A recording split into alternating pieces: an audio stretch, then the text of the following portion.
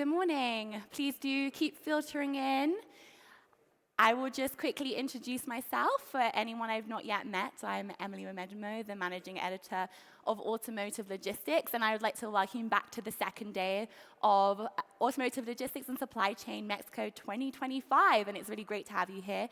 I hope you had a good evening yesterday, chilling, getting some cocktails and margaritas, and feeling fresh today because we have lots of new content for you and perspectives, and it's gonna be a great day. So before we dive into our next session to kick things off for the day, I just want to introduce some of the themes that we're going to be covering again today.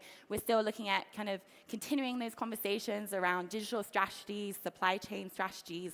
We're looking at kind of port performance, network optimization, and of course our next session is looking at talent. Talent was definitely a topic that we're continuing to cover across the event.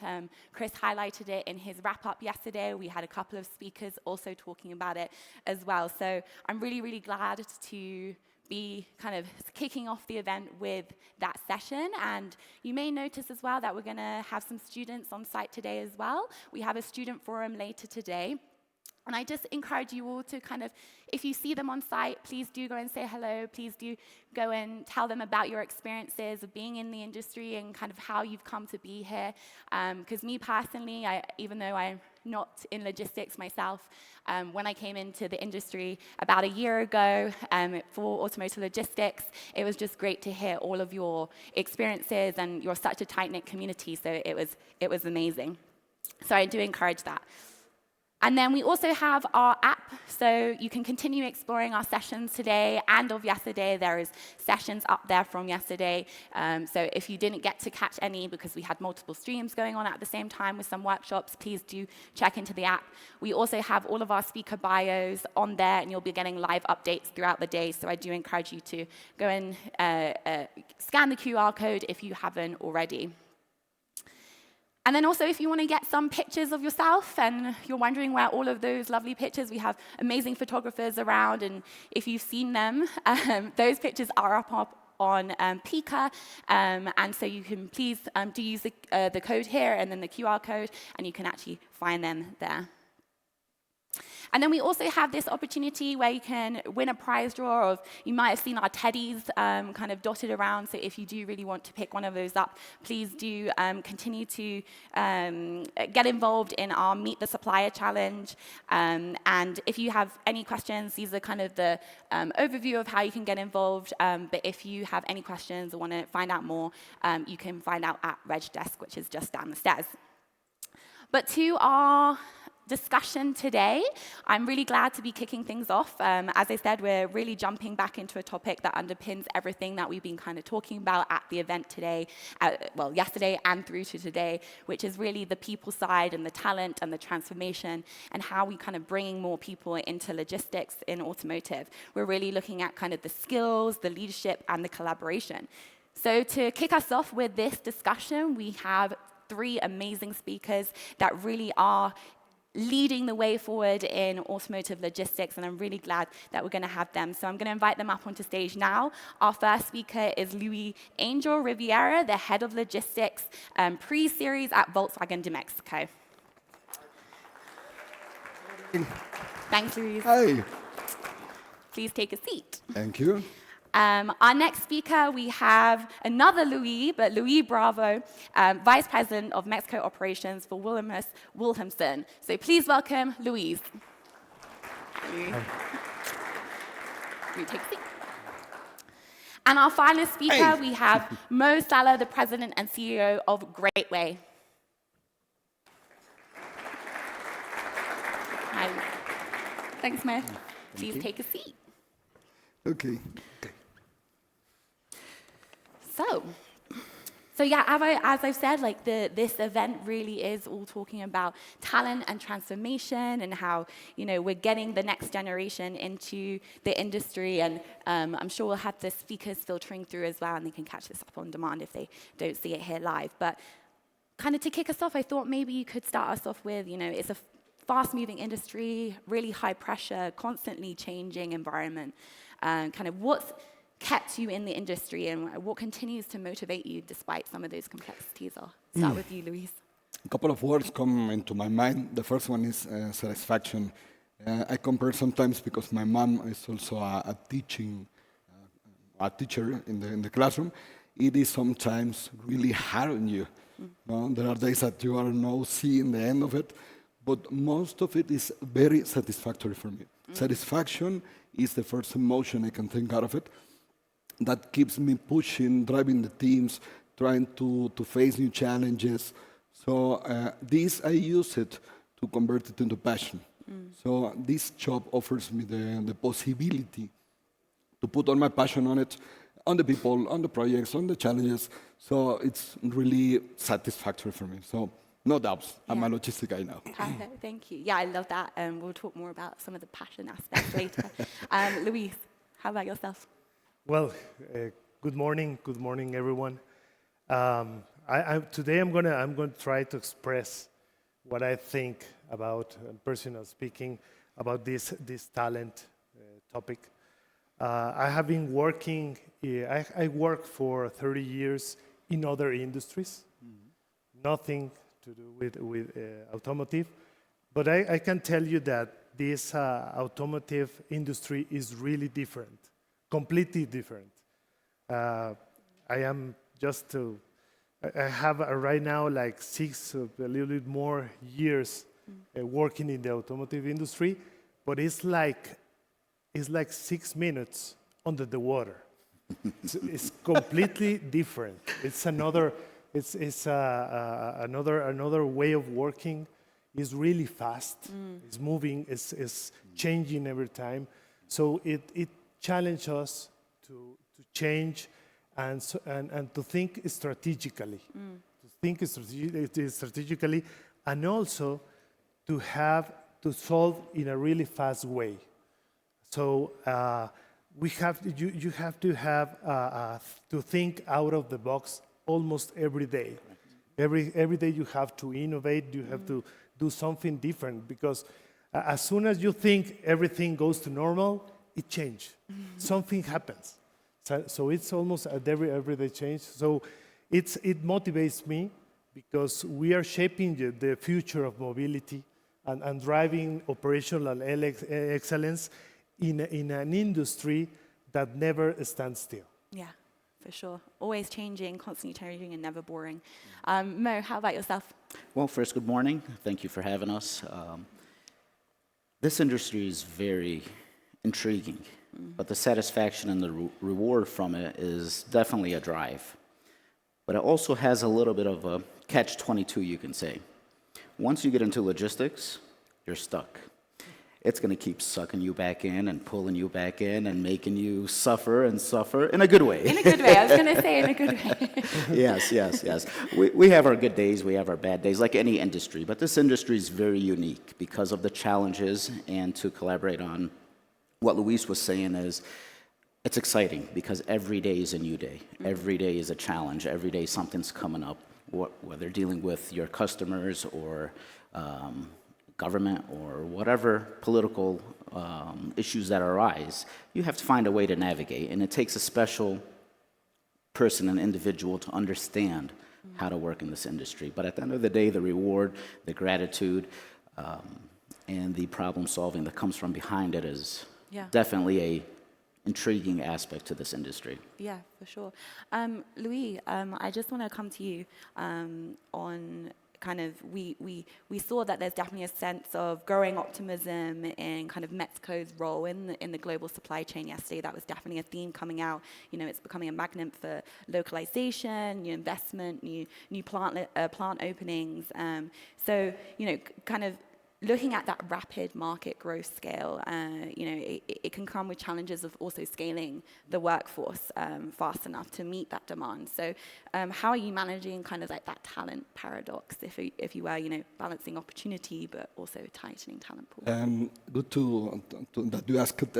We in logistics in Volkswagen exactly are trying to detect in early phases the talents. In fact, we have a group that is called Circle of Talents. So in that, almost 30 people is participating into different projects. They are always into the scope of different management levels. In the contrary to the normal paradox of talents, where you choose one person and then push it up to whatever they want, we offer a circle where they can, according to their own skills, choose projects and also to help to the logistics inside the plant. But at the same time, they have the opportunity to learn different points of view. So these groups exactly, in fact, here in the audience, we have 6 talents from us. That shows us also the consistency that we are always taking care of them. No? But at the same time, we develop them until to be a manager, for example. We have a couple of them here as well. If you remember Magdalena yesterday, one of the speakers is one of the really good presentation. She's one of our top talents as well. So we are trying to put this focus on the group, on the talents. What a good case study if Magdalena are in the audience. Go on. Yes, I will comment something because I'm really happy that we are aligned. Valenius also is a global company. Yeah. And we choose people from around the world to have an LDP, a leadership training, for somebody in the world. Mexico always have at least one people in this training. 2 of them are right here also. So I'm really happy to hear that because we are aligned. Because I think that that's a really good experience for them. They will know other processes, other way of working around the world. So it's really nice to hear that. Yeah, perfect. Well, I want to kind of stick with that, but come from, more of like with the market growth comes also stronger competition for similar talent profiles. So how are you kind of adapting your talent attraction strategies, to stay ahead of this? Okay, well, first of all, I think what we like to do, what we want to do is to avoid turnover. That's the first step, to keep our people with us. So this is the first thing, and we have, this is one of our examples with our top talent is going to another that have more opportunities. And also we have an upskilling program, not only a technical program, it will be also now a soft skill program. Reinforcing leadership, communication, and other skills. And moreover, now I think that the emotional intelligence is really, really important these days.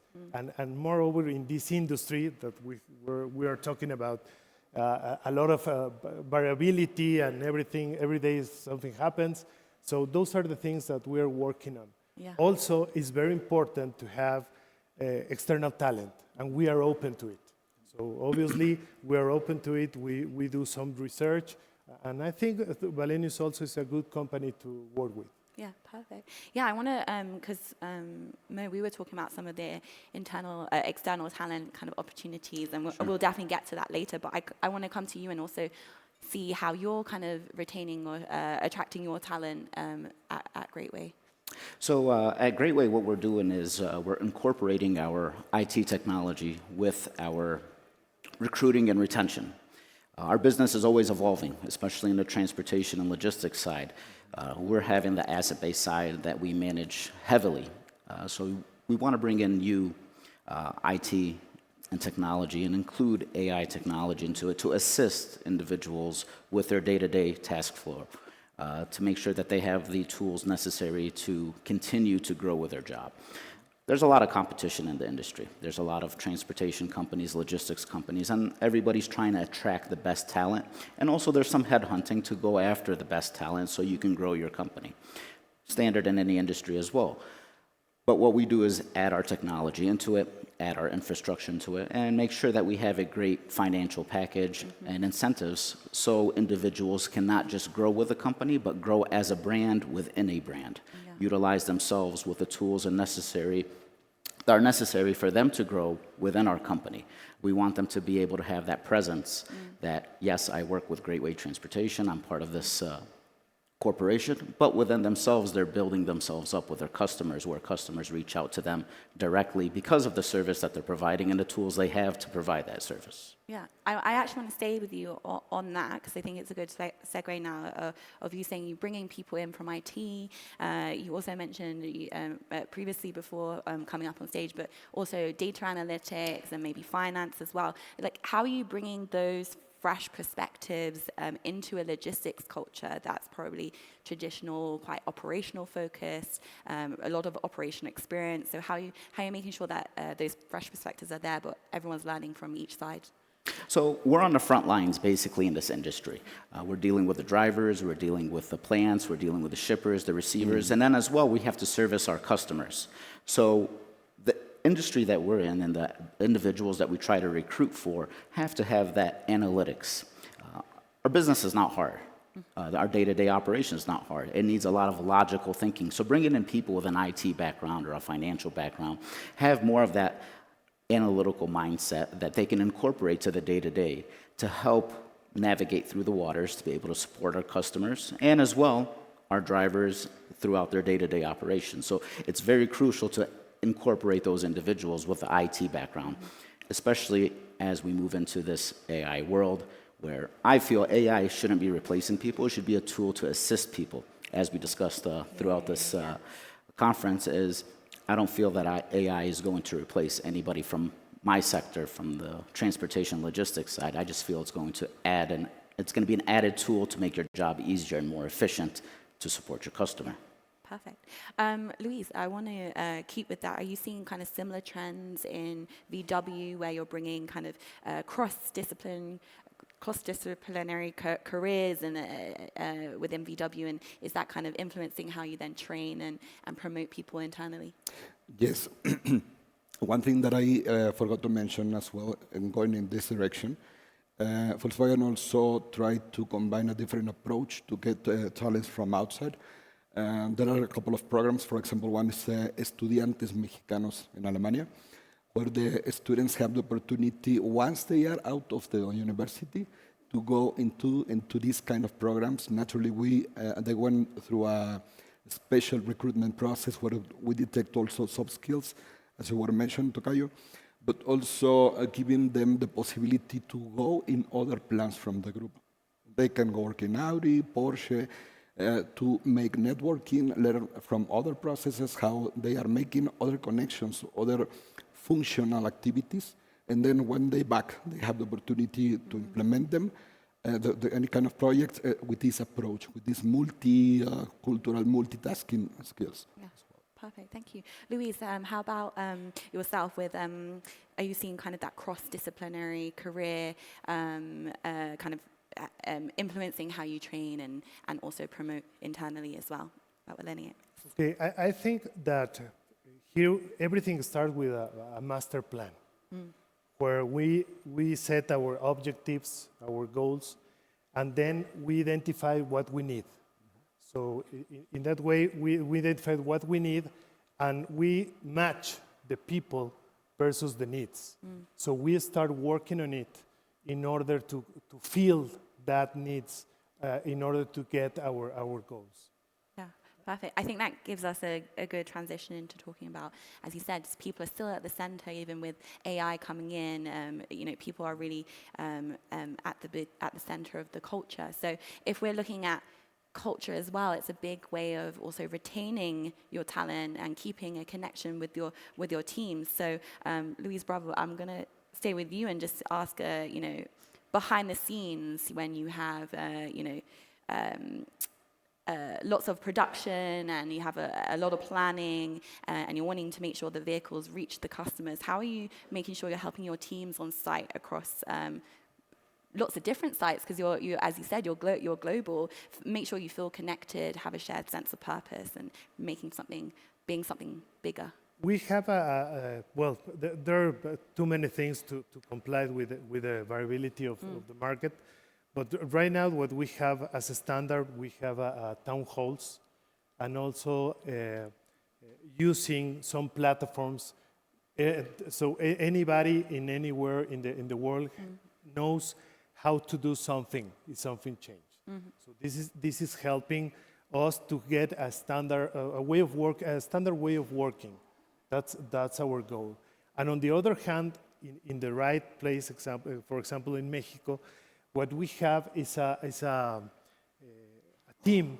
It's a SWAT team that helps every site. They're not located in a specific plant or site. They are going around Mexico helping other sites to comply that variation. We saw yesterday that the variability is always every day. So that team is helping us to fulfill that needs of our clients. So that's the way that we are dealing with this flexibility. Perfect, thank you.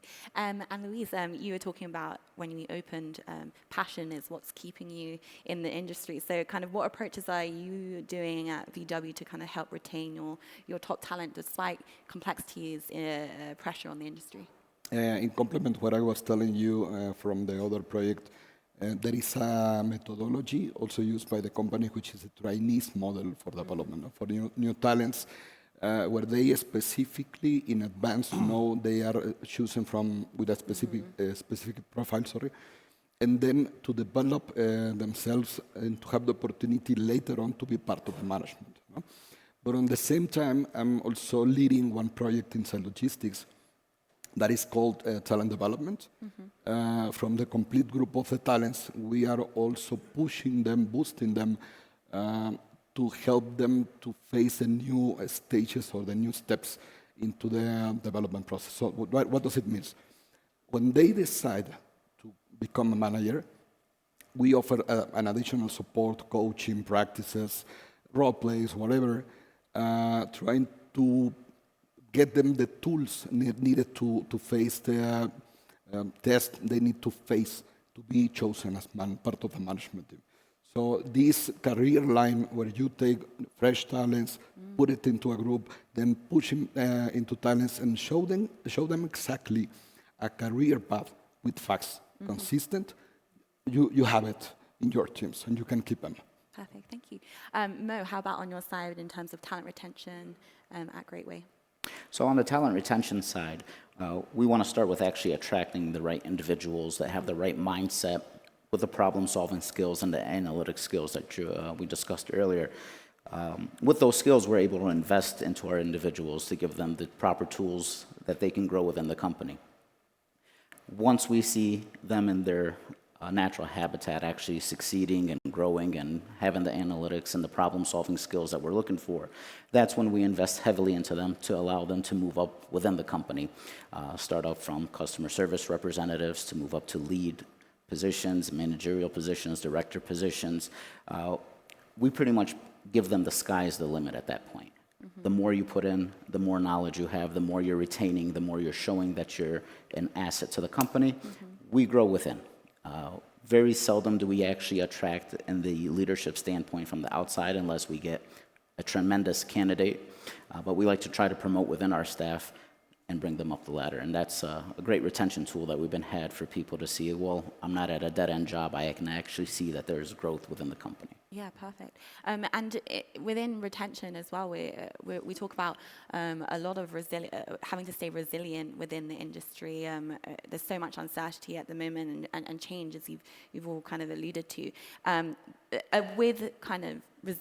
With a lot of change, you can also get a lot of strain on your talent. So how are you helping to prevent burnout within your talent as well, Mo? So that comes from your managers and your directors and your operation leads that are within the company. Our industry is going to have some burnout, just the way the industry structures. There's days you're on call, you're running, it's catastrophe mode, organized chaos, you can say at sometimes. But having a proper lead, having your proper operations team that can step in and assist their colleagues when they see, hey, there's a struggle, somebody to reach out to, like, I need some help. Building that leadership team and the operations team that can actually step in and manage the workload, it's crucial to any organization. But if you're worried about having strain or stress in this industry. This is the wrong industry, that right? But managing it, of course, it shouldn't be a consistent thing. There are times it's going to happen, and that's where your leadership and your directors need to step in, and your executive level to help manage those situations. Yeah, for sure. Luis, how are you kind of managing your preventing burnout, I would say? Yeah, for us, safety is first. Yeah. Physical and psychological our safety is the main objective of the company. So to do that, I agree with Mo. I think that direct communication between supervisor and the direct reports are very important. We have a policy of open doors. You can contact anyone, but the thing is that we have to have a very open communication between all employees and between each other.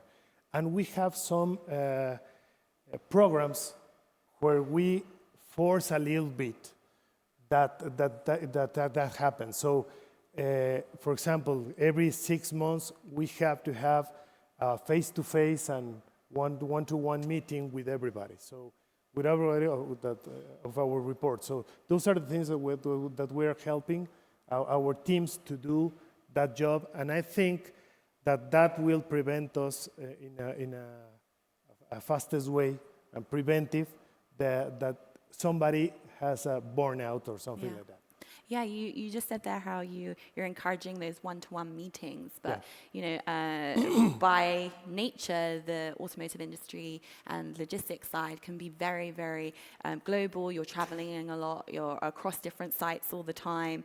But as hybrid working also comes in, there's an influence of then not collaborating in person as much as you would probably like, or maybe a bit less with you being dispersed. So how are you kind of making sure that you're strengthening that communication, that trust, that problem solving? You've mentioned one-to-one meetings, but anything above? Also town halls, and we have a structure that is in silos. That is in silos. For example, the safety team has a leader, a regional leader. The quality team has a regional leader. So there's a kind of matrix where all the people of that silo are aligned, but also versus all the other silos. So that's the way we communicate between each other and try to have a standard way of working. Yeah, perfect. Luisa, how are you kind of improving that problem solving across such a global network?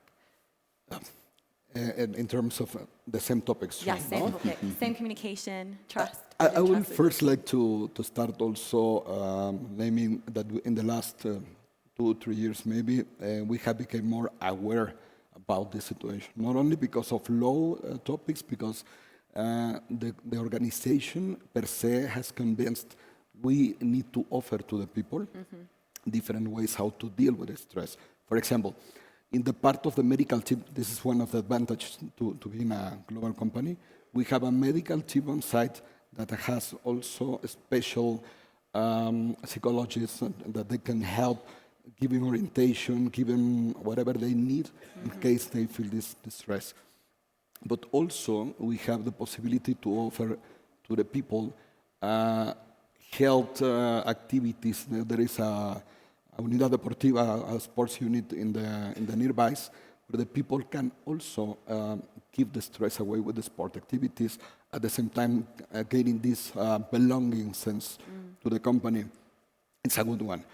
But now going with the global strain, yes, for sure, we normally get in contact really hard with Germany colleagues, China colleagues, and whatever. So you cannot do much as long as it refers to other groups going global, no? But you need to recover from the people how they are feeling. So the early warnings from them, you can perceive it with loss of focus, loss of speed. They are emotional, disposed to. So these kind of signals you need to take into consideration, then try to get them back into the earth. Try to cool off, and then go again into stress. So that's the cycles how it works. Yeah, perfect. Mo, your company also works from North America to Mexico, so you're also looking at different kind of regions, and how are you making sure that your team is coming in and communicating and building trust together? Yeah, so having multiple terminals and running multiple sectors, making sure the collaboration and the culture of the company is spread out amongst all our terminals, either if it's in Mexico, South U.S., or north of the U.S., or even in Ontario, Canada. So having that culture spread across is definitely one of our biggest selling points that we try to push to our staff, but also having the staff collaborate. We do have freight that goes door to door from Mexico into the U.S. and even into Canada and vice versa. So our teams have to collaborate on a daily basis and work together. So having that one cultural mindset for the team is definitely a crucial part, but also take it into consideration that you have individuals that work in Mexico that have a Mexican culture, in the U.S. that have a U.S. culture, in Canada with their Canadian culture. So having that self-respect amongst each other, team respect, and following our initiative and our core values for our company to make sure that that collaboration is across the board. Yeah, perfect. Thank you. I want to touch a little bit more on the skill development side. Louise, there's like definitely new, we've talked about it across this event, new investment in EV, battery manufacturing, and electrified vehicle sales are going up in Mexico. Kind of, what are you seeing there as a need for a change of skills or roles with those kind of operations now, and how are you kind of managing that transition? Oh, yes, definitely. For the new people incoming, we expect from the new profiles to have some additional tools like Mo was mentioning.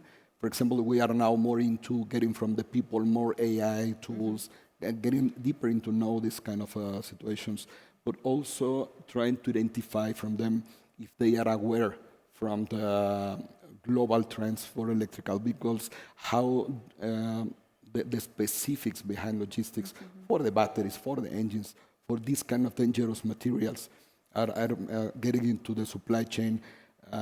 These skills coming out of it are really important for us. We also run some tests for the new talents from the externals, trying to detect how are they involved into the trends. How do they know about electrical vehicles and so on. So this is how we assure. Perfect, thank you. Yeah, and Louise, I want to come to you because logistics is gaining visibility in academia with the universities and a lot more technical schools launching logistics programs. So with students being in the audience as well today, kind of what advice would you give to those students to really help them bridge that gap between classroom and real-world logistics? Okay. I'm going to assume that the technical mastery, they will get it in the university. So, but I will recommend a couple of things. The first one is you have to do a kind of work inside the automotive industry. So a hands-on programs. I think that's very important because one thing is university and the other thing is the daily basis and the work at the site. So this is one of the things that you should look for. And the other thing today, I'm trying to find the best way to say it. But today we want anything really fast and easy, because we click one thing, a link, and we get everything. So this industry requires, as I mentioned before, really emotional intelligence, and that's not helping.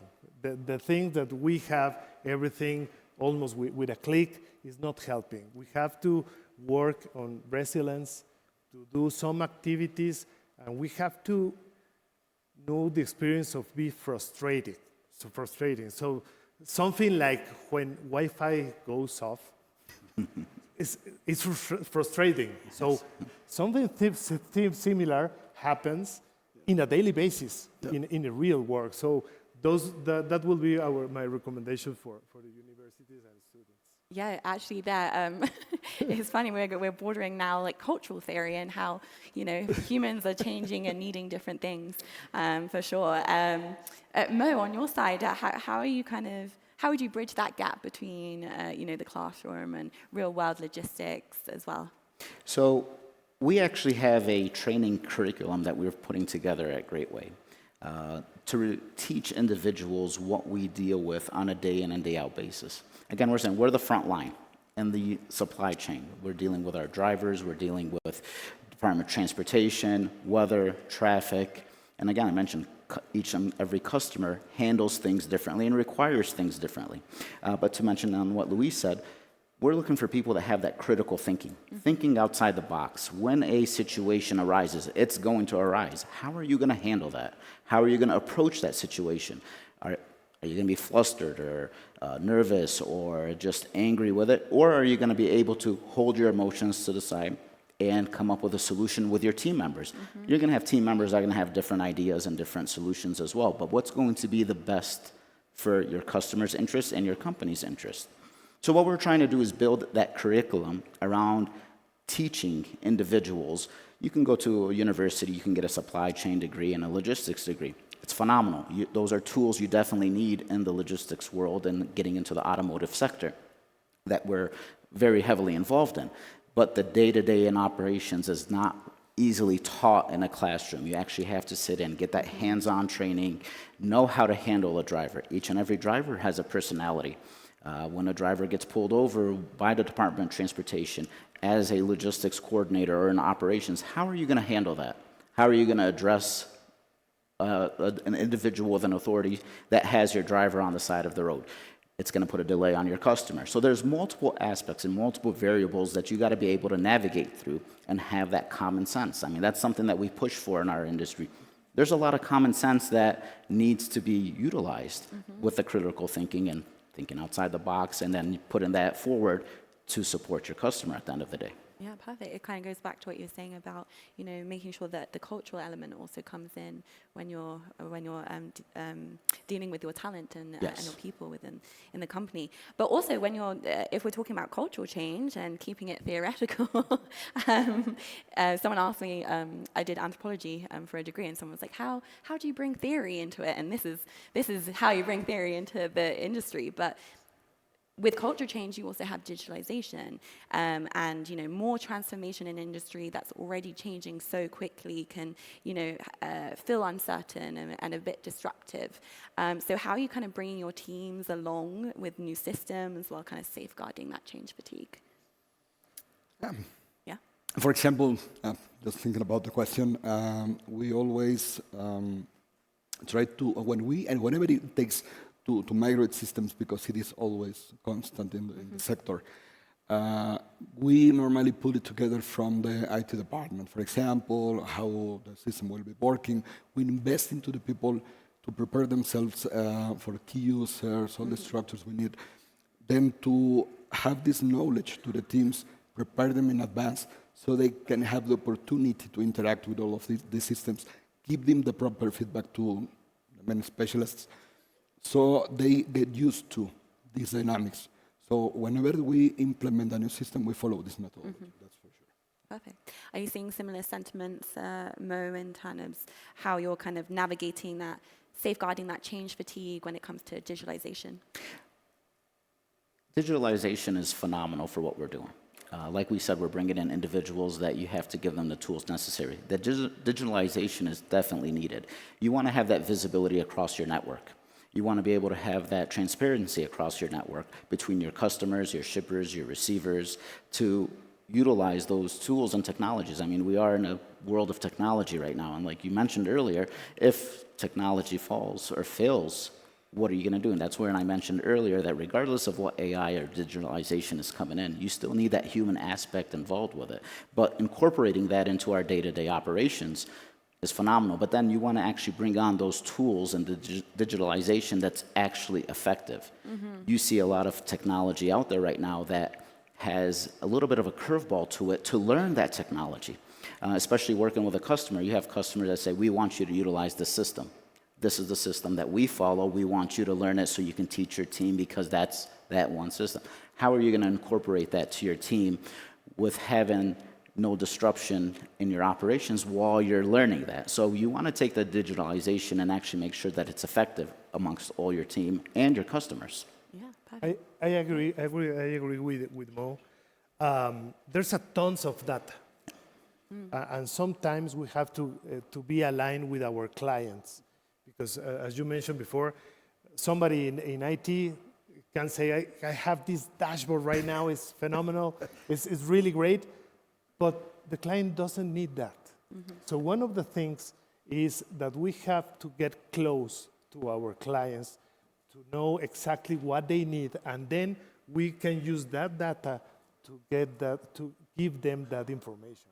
So those are the things that it's not so easy, but we have to do it, because sometimes we don't know what we need, what we really need. Yeah. So those are the things that we have to work with everybody. Yeah, perfect.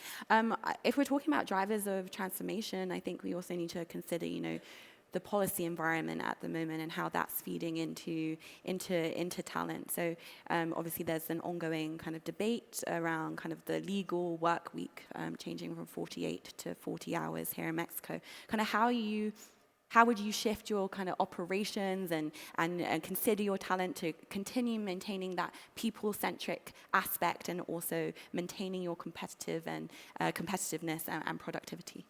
Well, Mexico is moving towards that 48 hours per week by 2030. And I think it's going to happen because have a political background. So, and it seems that from 2027 to 2030 is going to happen slowly. We don't know. There's nothing written, but I think that we must prepare for it. Yeah. Because we have a couple of years to start working on it, and the only way to do not move that reduction to cost, we have to start working on efficiencies, to review our processes, to automate something. Yeah. So I think we are just on time to do that before it happens. Yeah. We're close to time, but did you, Luis, Mo, did you have anything to add on kind Yes. of that aspect? Going into the direction from Luis, we are exactly showing the teams now, starting with artificial intelligence and so on, trying to teach them this AI tool is exactly that. It's a booster for your activities. So what we are focusing now is how to relieve the pressure from these nonsense but necessary activities you need to perform with these kind of solutions. There are a couple of good examples from our talents in the room.